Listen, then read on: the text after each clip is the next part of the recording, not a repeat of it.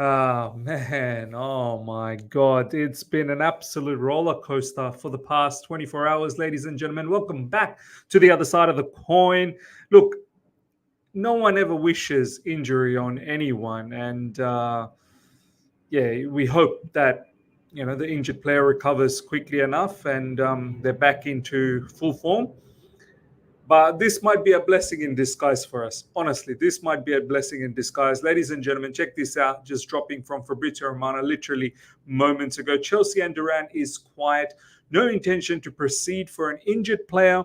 No bid, no negotiation, not advancing. Coming from Fabrizio Romano. And this is off the back of a couple of hours ago, well, a few hours ago, when there was the press conference for the match, Chelsea versus Aston Villa tomorrow in the FA Cup. Unai Emery in the press conference did mention Jhon Duran is now injured, but I'm happy with him. The last action against Everton, he was injured.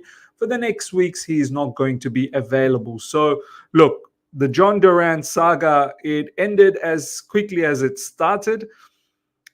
This is what I've said. If we are indecisive of who to get, let's not get anyone. I mean, we're in the process of getting rid of all of our pure profit players anyway, so might as well just do that. And there seems to be other alternative options available maybe for the meantime until Jackson comes back, I suppose. And look, I don't want Jackson to play as a striker, and letting go of Armando Broja, it may be a bit of an issue. See, this is what I've been saying. I wouldn't let go of Armando Broja right now. Maybe this particular window, keep him in the summer window.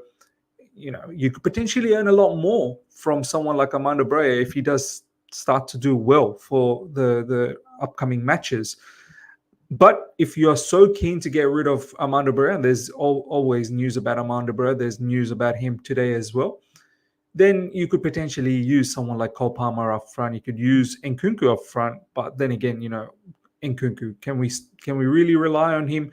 He's just now come back from injury. Apparently he's training, but instead of making a wrong decision, you just rather work with what you've got. It makes me wonder, why didn't we just keep someone like David Datra Fofana if that's the case? Look, none of these options are great, don't get me wrong, but to go out there and get Jhon Duran for the sake of getting Jhon Duran because he's under 25s and he's not going to cost that much in terms of transfer fee. His wages are low.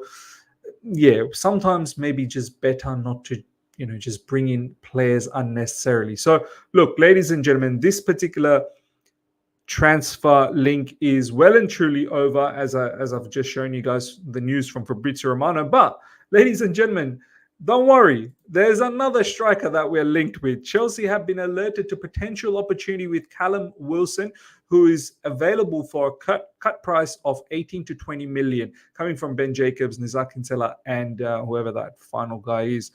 So look, Newcastle financially, I think they're in trouble. They're in big trouble. They look like they have to sell quite a few players, or maybe at least 3 players. There was rumors about Kieran Trippier going to Bayern Munich. I think that's now halted. Obviously, now in regards to Callum Wilson, Chelsea's interested, Arsenal's interested, Man United's interested. All of these teams are looking for a striker. And there was always rumors, players like Bruno Guimaraes and maybe even, I don't know, Joel Linton and so on and so forth. I think Joel Linton's injured at the moment, but there was rumors that potentially Newcastle might need to let go of some of those players as well, because financial fair play, they're in trouble. They're not being able to purchase anyone, and the only way they can purchase anyone and also balance up the books is they've got to sell. But look, another particular player that Chelsea's linked with, Callum Wilson. Don't get me wrong, Callum Wilson is Premier League proven. He can score goals, no doubts about that. He's still a very, I feel like he's still got quite a bit to give in the Premier League. He's got the pace, he's got the know-how, he's got good ability to hold up, link up play as well, and he's got that ability to finish inside the box. But biggest issue with Callum Wilson is the brother is always injured. So some of you guys probably can say it's proper Chelsea. Do you know what I mean? Same thing goes with Jhon Duran, injured. That fit in nicely. All of these brothers would fit in nicely. I said when I saw this particular news in regards to Callum Wilson that join the medical squad, man. Got a lot of players waiting in the medical room. You might as well join them. Look, Callum Wilson. Once again, man, I'm not excited about this particular link one bit, and it's another move that Chelsea could potentially do. I think one thing we need to realize in this scenario, it's got nothing to do with the age factor. You know how they've been telling us about Benzema being 36? It's got nothing to do with it. Callum Wilson's 31. It's about the low wages and the low transfer fee. Because ultimately, low wages, if you get rid of all of these academy players, you make quite a large sum of pure profit through, Chalobah, through Broja, through Gallagher, if Gallagher does leave. And then if you only bring in players who are, apparently Jhon Duran's on 30K per week, pounds, wages. Callum Wilson's on 50K per week, pound wages. And they're only going to cost something around 18 to 20 million. So 18 to 20 million amortized over 5 years. So your cost reduces down even further. And, the wages aren't high. So it's a low maintenance, low risk sort of, situation. And I guess the long-term vision is that in the summer, Chelsea Football Club are going to try and go for someone like Osimhen, and all of these funds are being kept intact for that particular situation. I get that. I get it. But I just felt that this season we could still do something. We could still rectify the situation. Someone like Karim Benzema, Matisse put up a really good video earlier today. If you guys haven't seen it, go check it out. We talk about Benzema's wages. Obviously, he's going to have to come into party and take a large cut. But let's just say, for argument's sake, even if he was to take something around 300K, upon calculation, if you've got another 4 months left in this season and it's only going to be for short term, you're looking at something around 3 to 4 million for that particular 4 months. But then again, there is the transfer fee as well, but that you have to give to Al Ittihad. He is Al Ittihad player.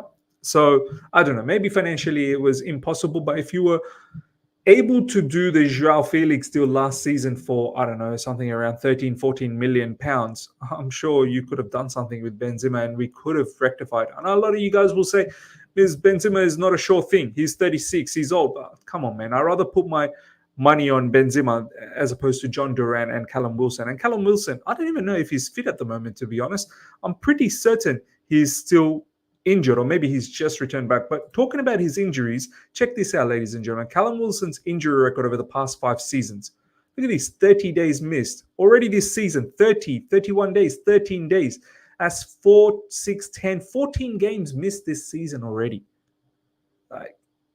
Do we need another player like this? We've got plenty of players that resemble this resume of, injuries. So, look, Callum Wilson, he was once upon a time linked with Chelsea Football Club. He's not bad. If you want to have him as a sort of like a short-term solution, you wouldn't want to give someone like Callum Wilson too long of a contract. He's 31. You're potentially looking at maybe 2-year contract at max, with an option of 1 if you want to trigger it. As I said, he's got that Premier League experience. He's not a Mickey Mouse striker. He can do a certain job, but the injuries are mad. As you can see, the history is insane. So do we need another player like that? I don't think so. As I said, better to not do anything at all, as opposed to just bringing in someone willy-nilly and potentially causing a bit of an issue. But at least this player has some level of experience. Let me know your thoughts, ladies and gentlemen, in the comment section.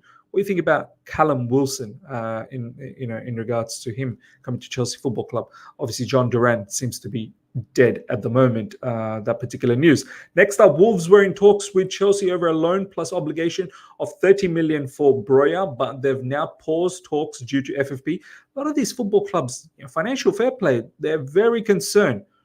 They're very, very concerned. I think as the years go on, this season and next season, it'll only get tougher and tougher and stricter. Right now, I think you can use 80% of your revenue with in regards to your wages and fixed cost, and the other 20% maybe you can utilize for transfers. I think next season it just gets tougher and tougher.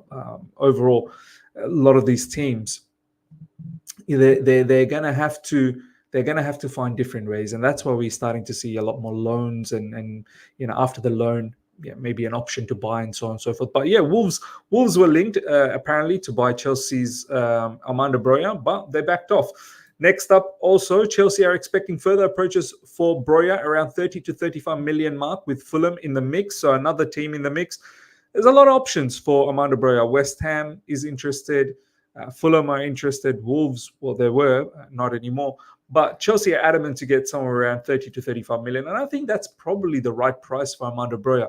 I still fully think he will be moving on. I think Chelsea Football Club are trying to make as much as monetary space to make that big transaction of Osimhen in the summer. So I think Chelsea will push for this. Me personally, I would still keep him, because without him, I don't really want to trust Nicholas Jackson up front. I think Nicholas Jackson plays a bit better just behind a striker. But then again, if it comes down to that, well, then Nicholas Jackson will have to lead the line. So I still think someone like Armando Broja will have value come summer window. Next up, ladies and gentlemen, Nkunku and Gusto have returned to team training. So good news, but apparently they're not going to be ready for the Aston Villa game, but perhaps might feature for the Liverpool game. We definitely need them. Pochettino says Nkunku and Gusto could make their return versus Liverpool next week, and he's happy with the squad if there are no signings. There you go. Like, even Pochettino saying, look, it's not a big deal. You make the right signings is, I think, the subtle message that Pochettino is trying to send over here. Don't just get anyone and everyone. Do you know what I mean? Like, no need to do that. There are solutions that we can find within the club, and we can reassess the situation in the summer. For me, as I said, Karim Benzema, he would have been the fine selection short term. But if that can't happen, then don't worry about it. But good news, Nkunku and Gusto can perhaps feature for us against Liverpool. Big match, that one against Liverpool in the Premier League, where we're not that far away, We're really not that far away from that top 6 area. So if we can do something, and I know this is crazy against Liverpool, who are going for the Premier League title, but these are the games that will give us belief again. Last but not least, ladies and gentlemen, check this out. New Chelsea's financial earnings have been released by Deloitte for last season, with the club making 512 million, a 4% increase on 222 when they made 481 million. By the way, now, remember, this is revenue, financial earnings. This is not profitability. Revenue is, the income that you've made. Profitability is after all the expenses are taken care of, what is left behind. So don't get fooled into thinking, oh, this is the profit that Chelsea made. I think quite a few people are getting that misconstrued in social media, thinking, oh, Chelsea, you made a lot of money, 512 million. That's a lot of profit. What's going on? What's all of this financial fair play talk? Nah, this is just revenue. But in talking about the revenue as well, it's only a 4% increase. And I think this is why the Chelsea owners, they want to increase as much or make as many revenue streams as possible. This is why, we saw recently there's an ad that's going on. I think it's in regards to sponsoring the women's team and whatnot. The hotel, there's this particular lady at Stamford Bridge, with that hotel room set up. And everyone's getting upset about that particular video. If you haven't seen it, it's all over social media. But Chelsea's finding ways to make more money. We've recently seen a particular movie shot being, screened at Stamford Bridge. And, we've got the Air Jordan particular sponsorship that's still floating about. We have to make it to Europe to get that. These owners are looking ways to make more money. And that's fine. I've got no issues with that. And down the track, as financial fair play gets tougher and tougher, you do need to make more money in order to purchase and whatnot, because the percentages of how much you can use the revenue for transfer budget is only going to get reduced and reduced and reduced with financial fair play. So look, I get it. The crazy part is, check this out, in terms of around the world, other clubs. Spurs, as you can see, 631 million. Let me just enlarge that a little bit. 631 million. Chelsea, 589. Spurs make more money in terms of revenue. They make more revenue than Chelsea Football Club and Arsenal as well. So Spurs, they're the highest earning club in London. And it just shows, this is the whole thing that I've been driving in recent times. You don't need to be winning anything. In order to make money in football, you don't need to be winning anything. And I think this is what the Chelsea owners have clocked, that ultimately, yes, it's great to win the Premier League. Yes, it's great to win the Champions League. If by chance you get a Carabao Cup or a FA Cup, fantastic, looks great. But ultimately, they see Chelsea as a brilliant opportunity for many untapped sources of income. The stadium is a huge one. This is why the new owners are adamant and building a bigger stadium so match day revenues can increase. This is why they also want European football to a certain degree, because there'll be more match days, right? And all of these fancy other sponsorships, these ads, these documentaries with Netflix or Prime and whatnot. I think Chelsea Football Club are looking to do something in the likes of All or Nothing with Prime, I think. And all of these things, they're looking to build more revenue streams. And of course, player sales is a huge one. You're buying all of these youngsters, selling them for profit down the track. That's how it's going to be. This is clear now. I guess we just need to find a balance. Like, I'm not saying Chelsea Football Club don't do all of these things. You have to, in order to stay sustainable, right? In order to be able to utilize the money that the club makes, as opposed to the owners keep injecting money. And I don't think the owners are going to continuously keep doing that. I get it. You have to make more revenue, but there has to be a balance. There has to be a balance. There has to be the footballing balance. There has to be the business balance. And I think this is something that new, CEO of Man United, who is ex CFO, I believe, or Chief Operating Officer, I think, CEO of Manchester City, who's now gone to Man United. He was quoted to say, there has to be a fine balance between business and football. You do need to still compete.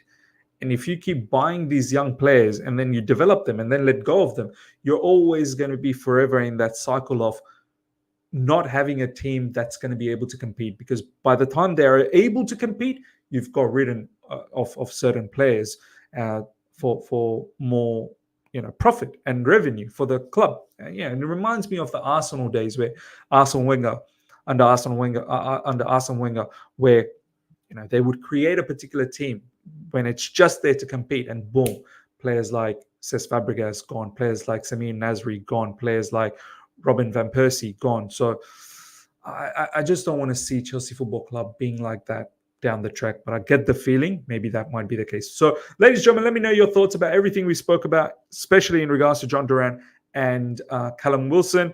Hope you guys have enjoyed this. Smash the like button if you're here for the first time. Subscribe, hit the bell notification to stay in touch with all my content. I shall see you guys for a live tomorrow for the Chelsea versus Aston Villa FA Cup clash preview. Until then, everyone, take care and see you.